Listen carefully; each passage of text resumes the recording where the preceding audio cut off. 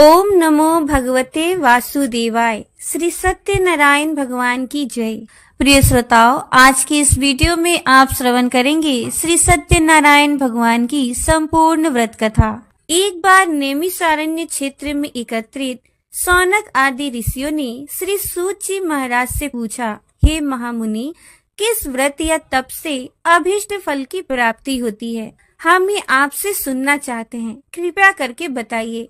तब श्री सूत जी बोले, देवर्षि नारद ने यही बात भगवान कमलाकांत से पूछी थी। हे ऋषियों, उन्होंने इसका जो उत्तर दिया था उसी को अब आप सभी ध्यान पूर्वक सुनिए। एक समय की बात है, योगी राज नारद जी दूसरों के हित की इच्छा लिए अनेकों लोकों में घूमते हुए मृत्यु लोक में आ पहुँचे। यहाँ उन्होंने अनेक योनियों में जन्मे प्राय सभी मनुष्यों को अपने अपने कर्मों द्वारा अनेकों दुखों से पीड़ित देखा।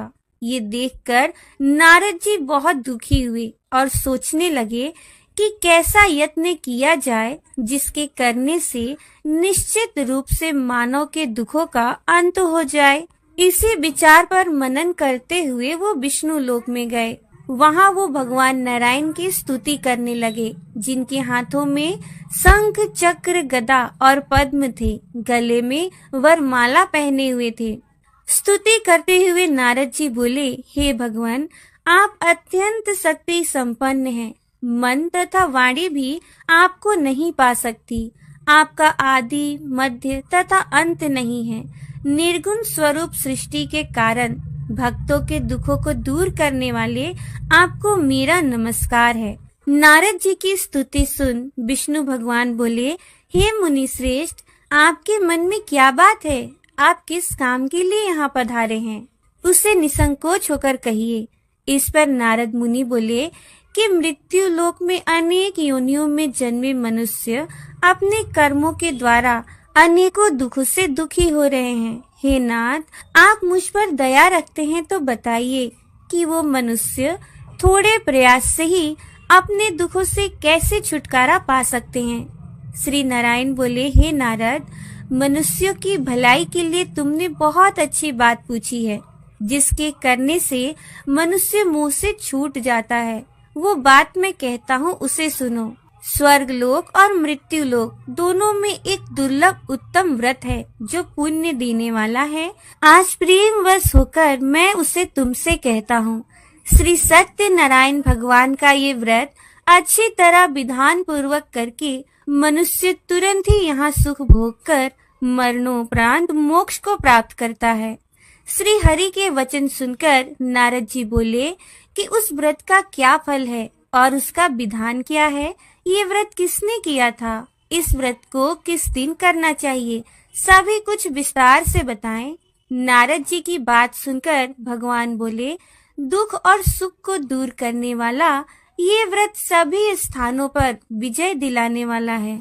मनुष्यों को पूर्ण भक्ति और श्रद्धा के साथ शाम को श्री सत्यनारायण की पूजा धर्म परायण होकर ब्राह्मणों और बंधुओं के साथ करनी चाहिए। भक्ति भाव से ही नैवेद्य, केले का फल, घी, दूध और गेहूं का आटा सवाया ले।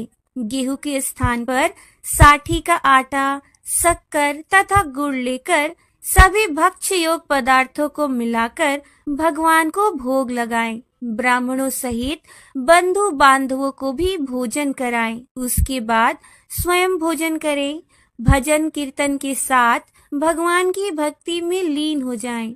इस तरह से सत्यनारायण भगवान का ये व्रत करने पर मनुष्यों की सारी इच्छाएं निश्चित रूप से ही पूर्ण होती हैं। इस कलिकाल में अर्थात कलयुग में मृत्यु लोक में मोक्ष का यही एक सरल उपाय बताया गया है। सूत जी बोले, हे ऋषियों, जिसने पहले समय में इस व्रत को किया था उसका इतिहास कहता हूँ, ध्यान से सुनो। सुंदर काशीपुरी नगरी में एक अत्यंत निर्धन ब्राह्मण रहता था। भूख प्यास से परेशान वो धरती पर घूमता रहता था। ब्राह्मणों से प्रेम करने वाले भगवान ने एक दिन ब्राह्मण का वेश धारण कर उसके पास जाकर पूछा, हे विप्र, नित्य दुखी होकर तुम पृथ्वी पर क्यों घूमते हो? वो दीन ब्राह्मण बोला, मैं निर्धन ब्राह्मण हूँ। भिक्षा के लिए धरती पर घूमता रहता हूँ। हे भगवान, यदि आप इसका कोई उपाय जानते हो तो बताओ। वृद्धा ब्राह्मण कहता है कि सत्य नारायण भगवान मनोवांछित फल को देने वाले हैं, इसलिए तुम उन्हीं का पूजन करो। इसे करने से मनुष्यों के सभी कष्ट दूर हो जाते हैं। वृद्ध ब्राह्मण बनकर आए सत्यनारायण भगवान उस निर्धन ब्राह्मण को व्रत का सारा विधान बताकर अंतर ध्यान हो गए। ब्राह्मण मन ही मन सोचने लगा कि जिस व्रत को वृद्ध ब्राह्मण करने को कह गया है, मैं उसे जरूर करूंगा।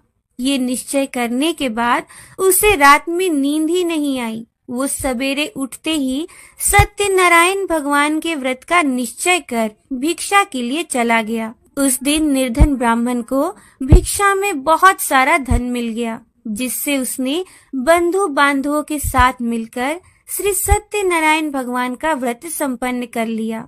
भगवान सत्यनारायण का व्रत संपन्न करने के बाद वो निर्धन ब्राह्मण सभी दुखों से मुक्त हो गया और अनेक प्रकार की संपत्तियों से युक्त हो गया। उस ब्राह्मण का घर धन धान्य से परिपूर्ण हो गया। उसी समय से वो ब्राह्मण हर माह इस व्रत को करने लगा। इस तरह से सत्यनारायण भगवान के व्रत को जो मनुष्य करेगा, वो सभी प्रकार के पापों से मुक्त होकर मोक्ष को प्राप्त होगा। जो मनुष्य इस व्रत को करेगा, उसके सभी कष्ट दूर हो जाएंगे। सूत जी बोले कि इस तरह से नारद जी से भगवान ने श्री सत्यनारायण व्रत के बारे में जो कुछ भी कहा, वो मैंने तुमसे कहा।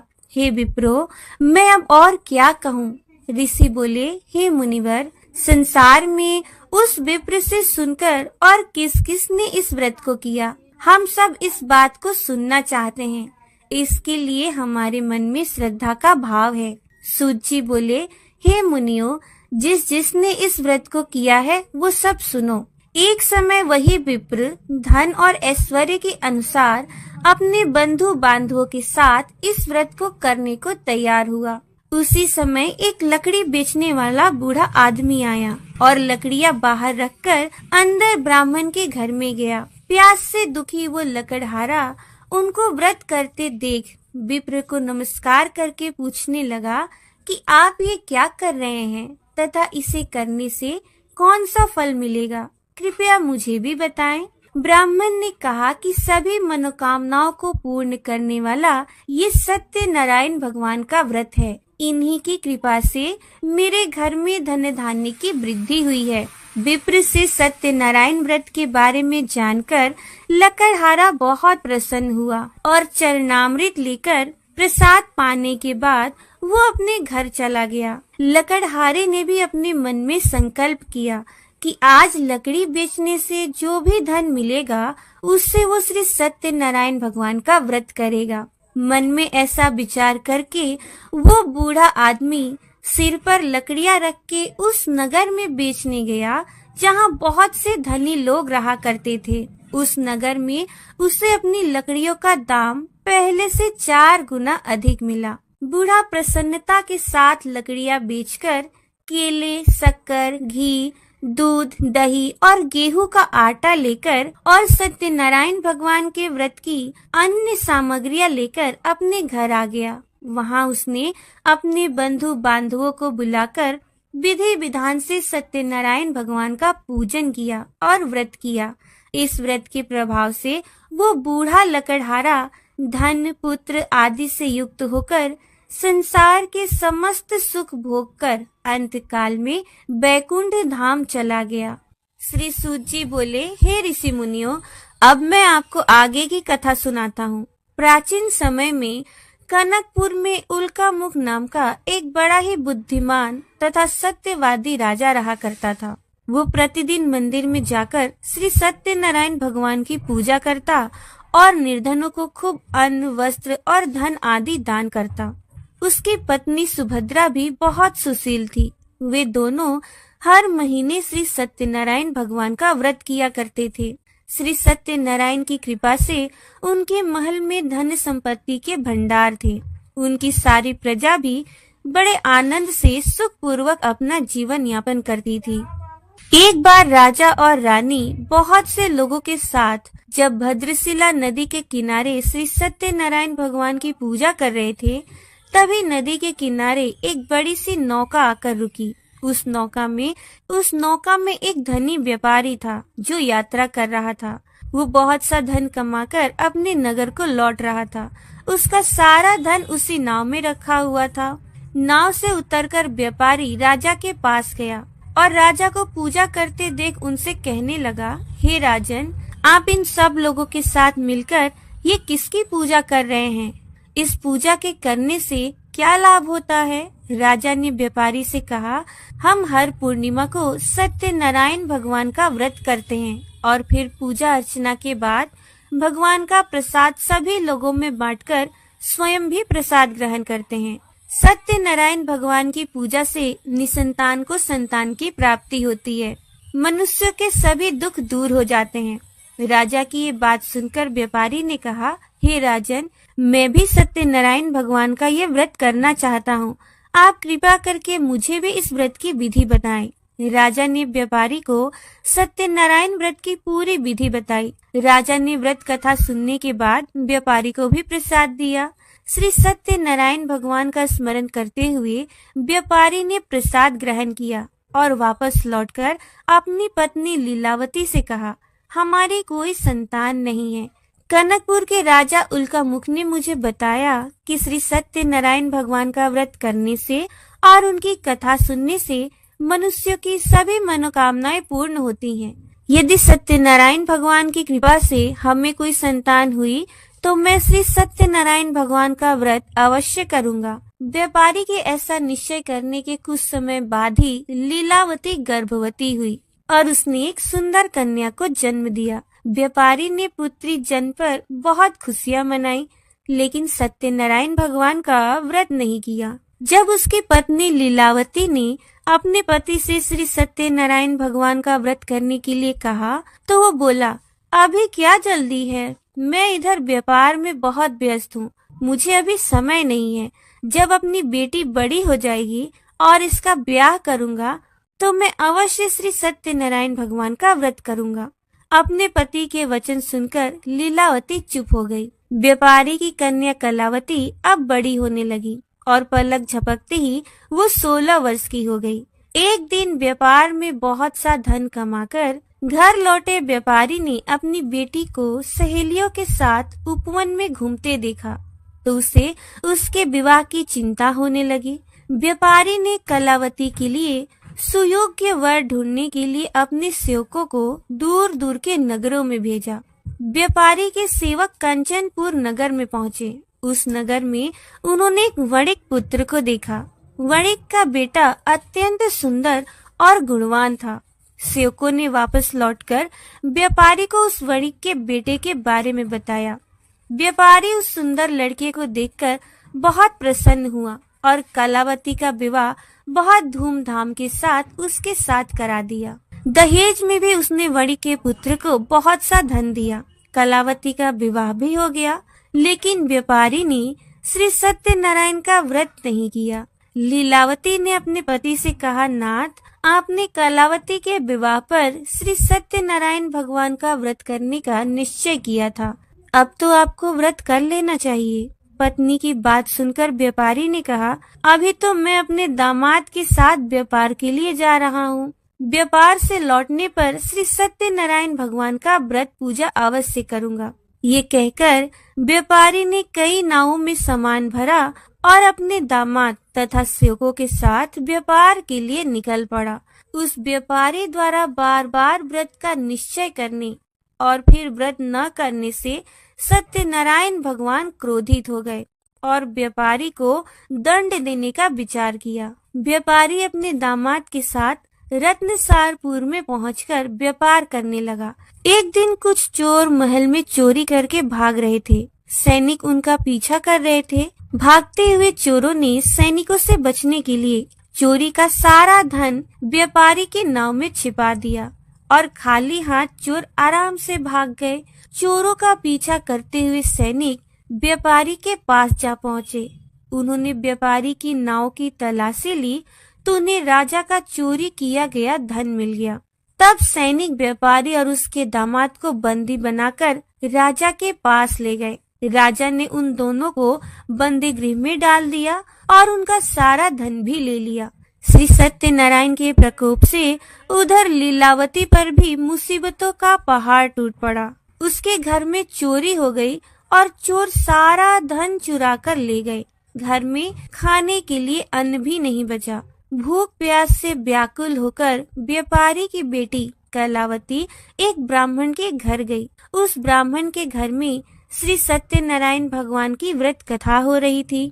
उसने भी वहां बैठकर व्रत कथा सुनी और प्रसाद लिया। घर लौटकर कलावती ने अपनी माँ लीलावती को सारी बात बताई। कलावती से श्री सत्यनारायण भगवान की व्रत कथा की बात सुनकर लीलावती ने भी व्रत करने का निश्चय किया और अगले दिन लीलावती ने अपने परिवार और आसपास के लोगों के साथ श्री सत्यनारायण भगवान की पूजा की। पूजा के बाद सबको प्रसाद बांटकर स्वयं भी प्रसाद ग्रहण किया।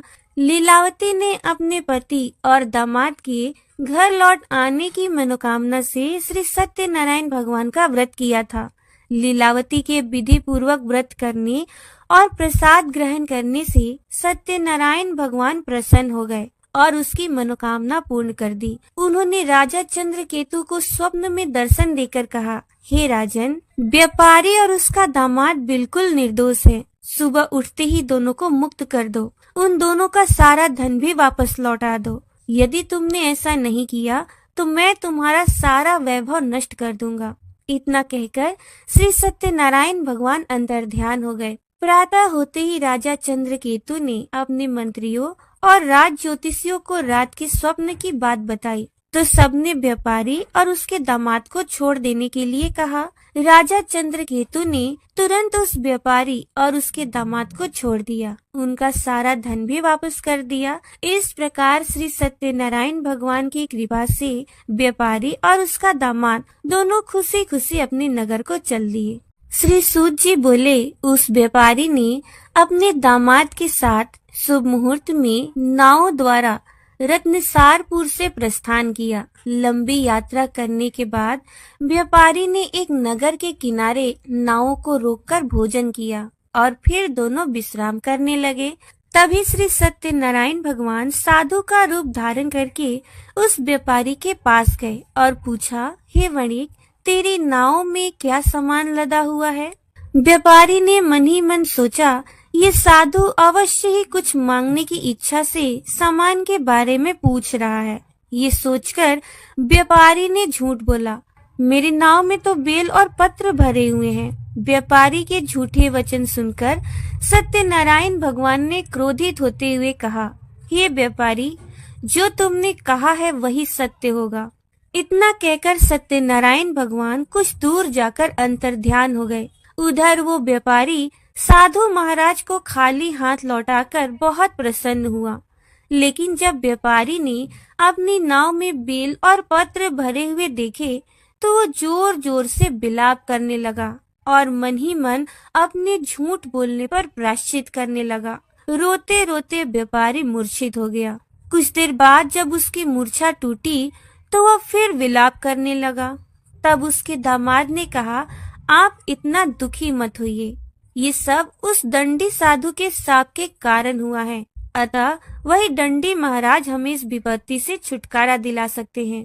दामाद के वचन सुनकर व्यापारी साधु की तलाश में चल दिया। कुछ देर ढूंढने के बाद उसे एक वृक्ष के नीचे वही साधु के रूप में सत्यनारायण भगवान मिल गए। व्यापारी ने साधु के चरणों पर गिरकर अपने झूठ बोलने के लिए क्षमा मांगी। साधु रूपधारी सत्यनारायण भगवान बोले, हे वणिक, तेरे बार बार झूठ बोलने के कारण ही मैंने तुझे इतना दंड दिया है। तूने बार बार सत्यनारायण भगवान अर्थात मेरी पूजा करने के लिए कहा, लेकिन कभी पूजा की नहीं। व्यापारी ने तब हाथ जोड़कर कहा, हे भगवान, आप तो दीन दुखियों के कष्ट दूर करने वाले हैं, सबकी मनोकामनाएं पूर्ण करते हैं। मेरी इस गलती को भी क्षमा करें। आपके रूप को तो ब्रह्मा भी नहीं जान पाते, फिर भला मैं अज्ञानी आपकी लीला को कैसे समझ पाता। अब मैं जीवन में कभी झूठ नहीं बोलूंगा। सदैव श्री सत्यनारायण भगवान का व्रत और पूजा किया करूँगा। आप मुझ पर कृपा करें। व्यापारी की क्षमा याचना सुनकर साधु ने उसे क्षमा कर दिया। उसी समय व्यापारी के नाव में भरे हुए बेल और पत्ते धन धान्य में परिवर्तित हो गए। व्यापारी ने अपने सेवकों के साथ अगले दिन श्री सत्यनारायण भगवान का व्रत करके उनकी पूजा की। सबको प्रसाद बांटकर स्वयं भी प्रसाद ग्रहण किया। उसके बाद व्यापारी ने अपने नगर की ओर प्रस्थान किया। अपने नगर में पहुंचकर व्यापारी ने एक सेवक को अपने घर भेजा। सेवक ने उसके घर पहुंचकर लीलावती को सूचित किया कि उसका पति आ रहा है। उस समय लीलावती और कलावती दोनों श्री सत्यनारायण भगवान की पूजा कर रही थी। पति और दामाद के लौट आने का समाचार सुनकर लीलावती ने पूजा पूरी करके प्रसाद ग्रहण करने के बाद कलावती से कहा, बेटी मैं नदी किनारे जा रही हूँ, तू घर का काम पूरा करके आ जाना। ये कहकर लीलावती नदी की ओर चल पड़ी, लेकिन कलावती अपने पति से मिलने की खुशी में प्रसाद ग्रहण किए बिना ही घर से निकलकर नदी किनारे जा पहुंची। उसके प्रसाद ग्रहण न करने के कारण सत्यनारायण भगवान क्रोधित हो उठे। उन्होंने व्यापारी की नाव को नदी में डुबो दिया।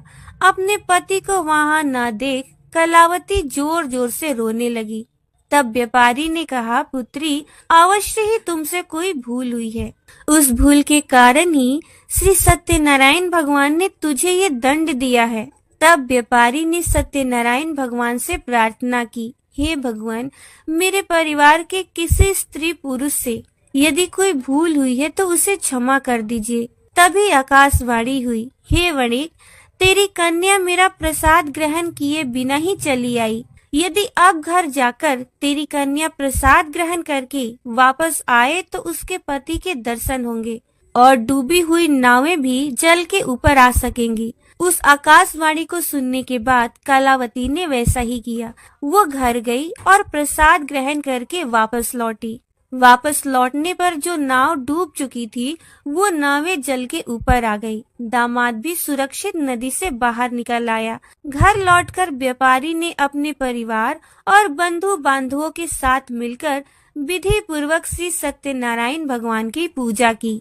उसकी सभी मंगल कामनाएं पूर्ण हुई और वो आनंद पूर्वक जीवन यापन करता हुआ विष्णु लोक को प्राप्त हुआ। श्री सूत जी बोले, हे ऋषि मुनियों, मैं और भी कथा सुनाता हूँ। कौशलपुर में एक तुंग ध्वज नामक राजा था। उसकी प्रजा उसकी छत्र छाया में आनंद पूर्वक अपना जीवन यापन कर रही थी। राजा तुंग ध्वज अपनी प्रजा के सुख दुख का बहुत ध्यान रखता था, लेकिन एक बार उसने भी सत्यनारायण भगवान का प्रसाद ग्रहण नहीं किया। तब सभी को चिंताओं से मुक्त करने वाले, धन संपत्ति से भंडार भरकर प्राणियों के जीवन के सभी दुखों को नष्ट करने वाले श्री सत्यनारायण भगवान ने राजा को प्रसाद ग्रहण न करने का दंड दिया। एक दिन राजा तुंग ध्वज जंगल में हिंसक पशुओं का शिकार करने निकला।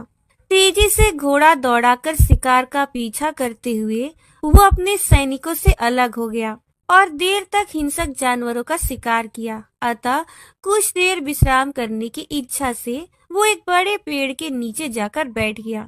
समीप में ही कुछ चरवाहे श्री सत्यनारायण भगवान की पूजा कर रहे थे। राजा ने उनके पास से गुजरते हुए सत्यनारायण भगवान को नमस्कार नहीं किया। चरवाहों ने राजा को पूजा के बाद प्रसाद दिया तो राजा ने उन्हें छोटे लोग समझकर प्रसाद ग्रहण नहीं किया और घोड़े पर सवार होकर अपने नगर की ओर चल दिया। जब राजा अपने नगर में पहुंचा तो देखा कि उसका सारा वैभव और धन संपत्ति आदि नष्ट हो गया है। श्री सत्यनारायण भगवान के प्रकोप से राजा निर्धन हो गया। तब राज ज्योतिषियों ने राजा से कहा, हे महाराज, आपसे अवश्य ही कोई भूल हुई है। अगर आप उस भूल का प्रायश्चित कर लें तो सब कुछ पहले जैसा हो जाएगा। राजा को तुरंत अपनी भूल का स्मरण हो आया। अतः मंदिर में जाकर राजा ने श्री सत्यनारायण भगवान से क्षमा याचना की और उनकी पूजा की। पूजा के बाद प्रसाद ग्रहण करने से भगवान श्री सत्यनारायण की कृपा से चमत्कार हुआ। राजा का खोया हुआ वैभव पुनः लौट आया। श्री सत्यनारायण भगवान की कृपा से जीवन के सभी सुखों को भोग कर अंत में राजा तुंगध्वज बैकुंठ धाम को प्राप्त हुआ। श्री सत्यनारायण भगवान के व्रत पूजा को जो भी मनुष्य करता है उसके सभी कष्ट, सारी चिंताएं नष्ट हो जाती हैं।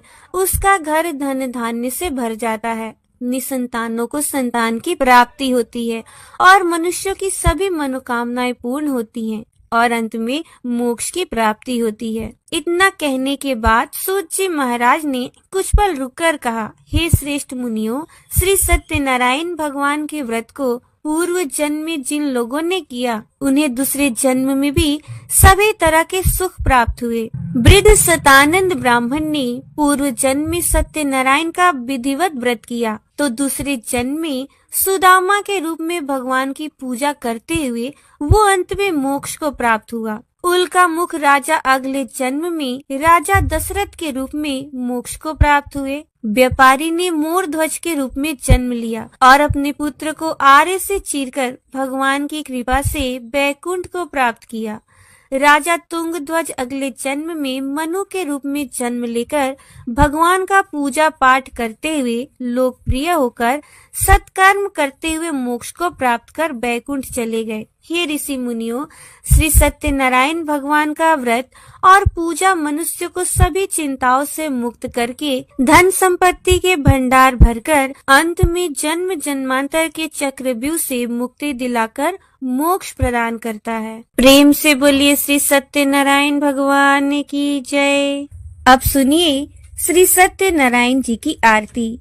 जय लक्ष्मी रमणा स्वामी, जय लक्ष्मी रमणा, सत्यनारायण स्वामी जन पातक हरना। ओम जय लक्ष्मी रमणा। रतन जड़त सिंहासन अद्भुत छवि राजे, नारद कहत निरंजन घंटा धुन बाजे। ओम जय लक्ष्मी रमणा।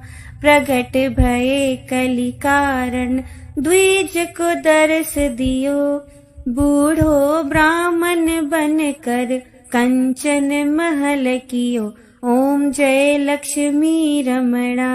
दुर्बल भील कठारो इन पर कृपा करी, चंद्रचूड़ एक राजा जिनकी विपत्ति हरी।